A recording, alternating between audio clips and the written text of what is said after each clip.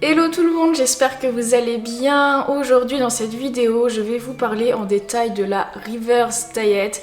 Est-ce que c'est vraiment utile pour vous et si oui, comment la faire? Donc je vais être assez critique sur la reverse diet. C'est vrai que je vous avais fait au tout début de ma chaîne une vidéo là-dessus et je vais remettre en cause certains trucs que je pensais avant parce qu'aujourd'hui mon point de vue et mes connaissances ont pas mal évolué en 2 ans, donc forcément il y a des choses qui changent et clairement la première vidéo que j'avais fait sur la reverse diet est obsolète, donc c'est plutôt sur celle-ci qu'il faudra se référencer. Donc il y aura 3 parties dans cette vidéo. Dans un premier temps je vais vous expliquer ce qu'est la reverse diet et je vais également parler du métabolisme, qu'est-ce que c'est, même si j'avais déjà fait une vidéo dessus. On va résumer un petit peu pour comprendre ce que je vais dire dans la vidéo. En deuxième partie, on va voir si la reverse diet est vraiment utile dans la plupart des cas. Et en dernière partie, je vais vous dire dans quel cas la reverse diet est utile. Donc tout d'abord, c'est quoi la reverse diet? La reverse diet, ça consiste à augmenter progressivement son apport calorique pour arriver à son apport calorique de maintien après une période de déficit calorique où on était faible en calories au quotidien. Donc voilà en quoi ça consiste la reverse diet. Ça consiste pas à augmenter directement ses calories en calories de maintien, mais à faire ça progressivement par palier. Par exemple, l'exemple que je prends toujours, c'est par exemple augmenter ses apports de 100 kcal chaque semaine, mais on peut faire 50 kcal chaque semaine ou 200 kcal toutes les semaines, vraiment ça dépend de chacun. Et est-ce que la reverse diet permet vraiment d'augmenter son métabolisme? Ça c'est un terme que j'utilisais il y a 2 ans parce que j'utilisais mal les mots en fait. Parce que augmenter le métabolisme, dire ça comme ça, sans contexte, ça veut rien dire. Et le problème aujourd'hui, c'est qu'on donne plein de définitions différentes au mot métabolisme. Du coup, il y a plein de confusions qui sont faites et il y a plein de personnes qui sont amenées à dire des choses complètement fausses sur les métabolismes à cause de ça. Donc là, on va définir ensemble ce que c'est le métabolisme. De quoi on parle quand on dit métabolisme? Donc la première définition du métabolisme, ça va être le métabolisme au sens large. La définition, c'est l'ensemble des processus biochimiques qui se produisent au sein d'un être vivant. Donc ça peut être au sein d'un être humain, au sein d'une plante, au sein d'un reptile, au sein d'une bactérie. C'est en gros toutes les réactions chimiques qui vont se produire dans votre corps pour vous maintenir en vie. Et ça va être également la manière dont l'être vivant va utiliser l'énergie. Par exemple, nous, les êtres humains, on obtient de l'énergie en métabolisant les macronutriments qui sont les glucides, les lipides et les protéines. Les plantes, quant à elles, c'est différent. Elles vont capter les rayons du soleil et transformer ça en énergie. Ça s'appelle la photosynthèse. Et là, je pense au fait que j'avais reçu comme question en story sur Instagram, est-ce qu'on peut changer de métabolisme? Parce qu'il y a une idée reçue qui dit qu'il existe des métabolismes lents, rapides, qu'on n'a pas tous le même métabolisme. En fait, ça dépend sur quelle définition du métabolisme on s'appuie. Si on s'appuie sur cette définition-là, changer de métabolisme, ça veut dire tout simplement changer d'espèce. Tous les humains ont le même métabolisme, tous les humains fonctionnent de la même manière, mais par exemple, changer de métabolisme, ça voudrait dire, moi, je veux le métabolisme d'une plante, donc je veux me transformer en plante. Ou alors, moi, je veux le métabolisme d'un reptile, donc je veux me transformer en reptile. Et je pense que vous doutez bien que c'est impossible, donc il est impossible de changer de métabolisme lorsqu'on utilise cette définition-là. Autre définition, le métabolisme de base. Le métabolisme de base va désigner la dépense énergétique incompressible de l'organisme. Ça va être ce qu'on va dépenser pour faire fonctionner l'ensemble de nos organes pour nous maintenir en vie. Et en fait, ça va être notre dépense dans des conditions assez particulières. Ça va être à jeun, sans rien faire. Voilà, pendant 24 heures, c'est comme si on était dans le coma. Et ensuite, troisième définition du métabolisme, on peut appeler la dépense énergétique totale par le mot métabolisme. En gros, si tous les jours je dépense 2300 kcal, ça veut dire que j'ai un métabolisme à 2300 kcal. Et la dépense énergétique totale, ça comprend le métabolisme de base, les dépenses physiques, donc le sport, les mouvements, les déplacements, etc. Et puis la digestion. Donc je vous invite vraiment à aller voir cette vidéo-là où j'explique ça beaucoup plus en détail. Et donc voilà nos 3 définitions du métabolisme. Donc c'est pour ça que dire que la reverse diet augmente le métabolisme, on sait pas vraiment de quoi on parle en fait. Est-ce que ça augmente le métabolisme de base? Est-ce que ça augmente les processus biochimiques au sein d'un être vivant. Est-ce que ça augmente la dépense énergétique totale ? En fait, pas vraiment. Si on s'appuie sur la première définition du métabolisme, en fait, dans certains cas, la reverse diet va permettre d'améliorer le métabolisme, c'est-à-dire améliorer l'ensemble des processus biochimiques qui se passent au sein de l'organisme. Pourquoi ? Parce que lorsqu'on a subi un gros déficit calorique pendant une longue durée, voilà, je parle vraiment des déficits caloriques assez importants, hein, je parle pas des petits déficits caloriques qui n'auront pas autant d'impact sur la santé, mais par exemple, si pendant des mois et des mois, on avait un déficit de 1000 kcal par exemple, ce qui est énorme, ce qui va se passer, c'est que le corps, effectivement, il s'adapte, il va économiser de l'énergie et il va fonctionner moins bien.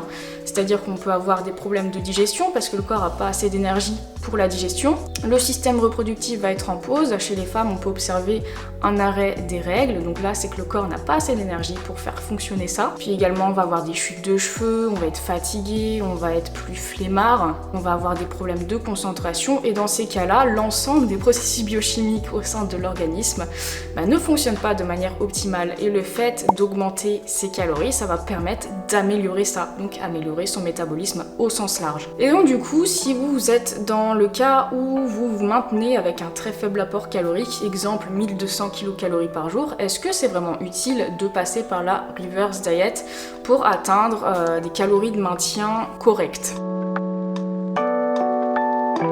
Donc on va prendre un exemple. Donc une personne qui consomme 1200 calories par jour depuis 1 an et qui maintient son poids. Ce qui se passe, c'est que vivre avec 1200 calories par jour, c'est pas possible. C'est pas possible, votre instinct va toujours chercher à augmenter vos apports. Voilà, vous pouvez pas tenir à 1200 kcal par jour pendant une très longue durée. Enfin, en tout cas, en maintenant votre poids, ce n'est pas possible. Si vous êtes réellement à 1200 kcal par jour, vous perdez forcément du poids. Mais ce qui se passe lorsqu'on s'impose une diète à 1200 kcal par jour, ou un petit peu plus ou un petit peu moins, voilà, 1200 c'est vraiment un ordre de grandeur. Vu que c'est extrêmement restrictif, vous tiendrez pas. Et ce qui se passe en général, c'est qu'on est ultra focus la semaine, on ne fait pas d'écart, etc. Et arrivé le week-end, souvent on sort, on voit des gens, etc. Et c'est là que on va subir le binge eating, c'est-à-dire qu'on va craquer en fait. Et on va manger n'importe quoi et en grosse quantité. Et ça, on va pas le compter. Pourquoi ? Parce que sinon on va culpabiliser. Du coup, on va compter toute la semaine, on va se dire ok, je suis à 1200 calories, et le week-end on va arrêter de compter parce qu'on sait qu'on va manger en excès et on n'a pas envie de savoir combien on a mangé en excès, du coup on ne compte pas et on reste dans le déni. Mais du coup, nous on va retenir qu'on mange 1200 kcal par jour parce qu'on n'a aucune idée de ce qu'on mange le week-end et on n'a pas envie de le savoir. Mais finalement, tous les excès du week-end ça compte dans le total calorique. Si vous faites une moyenne sur la semaine, vous ne serez pas à 1200 kcal. Par exemple, du lundi au vendredi, vous êtes pile à 1200 calories, mais le samedi et le dimanche, vous pouvez pas vous empêcher de manger et vous atteignez 4000 kcal.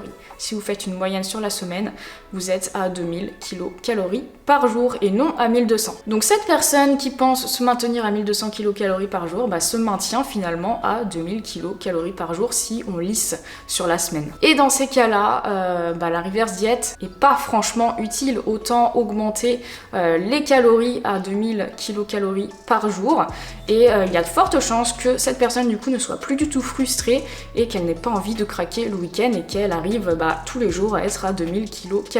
Donc voilà, attention au cheat meal, c'est pour ça que je suis complètement contre parce que ça entretient ce cercle vicieux de la privation extrême et puis du binge eating ensuite au moment du cheat meal et ça impacte clairement votre apport calorique sur la semaine et ça fausse tout votre tracking. Donc à cause du cheat meal que vous ne comptez pas, vous pensez vous maintenir à un très faible apport calorique, vous pensez que votre métabolisme est cassé parce que vous n'arrivez pas à perdre de poids, alors qu'en fait non, c'est juste votre cheat meal qui fausse tout. Et peut-être que si vous ne faisiez pas ce cheat meal et que vous vous faisiez un petit peu plus plaisir tous les jours en augmentant un petit peu votre apport calorique tous les jours, il y a des chances que vous n'ayez pas ce besoin de cheat meal et que vous arriviez à atteindre vos objectifs plus facilement parce que votre relation avec la nourriture sera beaucoup plus stable. Et puis pour rappel, votre métabolisme ne peut pas être cassé. Donc voilà, pour résumer, si vous êtes persuadé d'avoir un métabolisme cassé, ce qui n'est pas possible, et que vous vous maintenez maintenez un très faible apport calorique, bien remettez-vous en question, réfléchissez bien, est-ce que vraiment 7 jours sur 7 je mange si peu, ou est-ce que le week-end je ne compte pas et j'ai tendance à manger beaucoup. Voilà, remettez-vous en question, et si c'est le cas, essayez d'augmenter vos calories d'un coup sur la semaine et vous verrez que vous aurez peut-être plus envie de manger en excès le week-end et votre relation avec la nourriture sera sûrement améliorée. Mais du coup, la reverse diet, dans quel cas est-ce que c'est utile finalement ? Donc comme je vous l'ai dit, la reverse diet se fait après une période de déficit calorique. Et donc après cette période de déficit calorique, vous avez deux choix. Soit vous augmentez directement vos calories à votre apport calorique de maintien. Pour connaître votre apport calorique de maintien, je vous invite à aller regarder cette vidéo où vous pouvez faire tous les calculs. Sachant que après la période de déficit, si vous avez perdu du poids, il va falloir refaire les calculs avec votre nouveau poids parce que votre métabolisme de base est proportionnel à votre poids. Et plus vous perdez de poids, moins votre métabolisme de base est élevé. Donc vos apports caloriques de maintien diminuent en perdant du poids.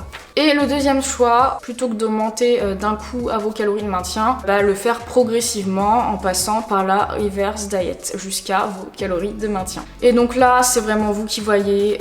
Il y en a qui n'ont pas peur d'augmenter directement et du coup, ils augmentent directement et basta. Mais d'autres personnes vont avoir peur, voilà, elles sont habituées à être en déficit et ça peut faire bizarre d'augmenter tout d'un coup les calories, ça peut faire peur, ça dépend vraiment de la relation avec la nourriture qu'on a. Et donc là, la reverse diet peut s'avérer intéressant parce que ça permet de faire une transition progressive. Le changement, ça fait toujours peur. Donc en fait, la reverse diet, elle a un côté rassurant dans l'augmentation des calories. Et donc c'est ça, l'utilité de la reverse diet, c'est ce côté rassurant si on a peur d'augmenter d'un coup notre apport calorique. Et moi, franchement, la reverse diet m'a permis de sortir des troubles du comportement alimentaire. J'aurais jamais pu augmenter mes calories d'un coup, ça me faisait beaucoup trop peur et j'y suis allée vraiment progressivement. Et c'est ça qui m'a aidé. Ça m'a aidé à intégrer des aliments que je m'interdisais dans ma diète. Ça m'a aidé à m'habituer progressivement à des plus grosses quantités dans mon assiette.